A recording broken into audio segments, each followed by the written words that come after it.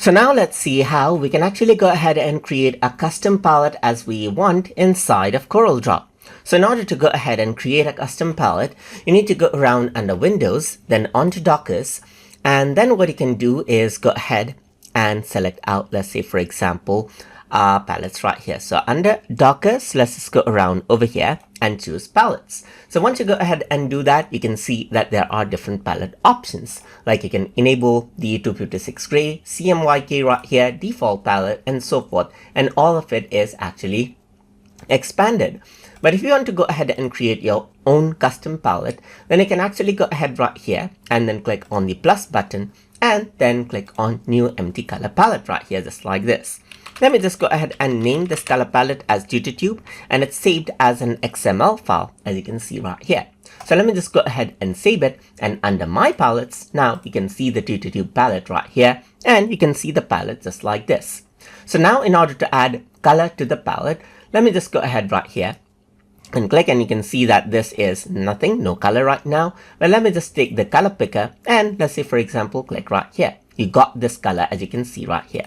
So now if I were to go ahead and let's say for example, go ahead and double click on the color, then you can see that I have this color right here. So now I can also go ahead and add more color to this. So I'm going to go to color viewer, select another color that as I wish, press OK. Now let me just go to add color right here again. And then I'm going to go to color viewer, add another color right here, just like this. So let me just go to add color again. And you can also take the color picker tool right here and choose a color as you wish right here. And then press OK. And there's another color. Let me just go around on to add another color right here, just like this again. And I can also go around onto the color viewer and I can enter out a value as I like right here in even hexadecimal or in CMYK as I like as well, and press OK. Another color is added in. So now once I added in a few colors, I can also go ahead and let's say for example, select this particular color and edit that particular color as I want as well, just like this. So let's just go around and edit that particular color, go around onto color viewer, change this out, and that is what you have.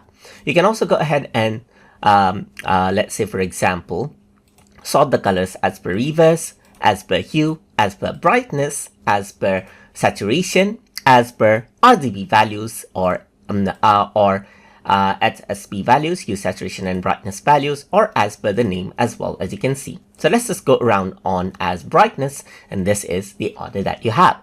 So if I were to go around right here and press OK, you can see the color palette right here. And now this is saved. The DutyTube color palette is there. So if you were to enable this, then this is the color palette that you have right here. And that is how you can go ahead and create a custom palette so that you can use it with your designs inside of Corel Draw. So I hope you guys learned something as always.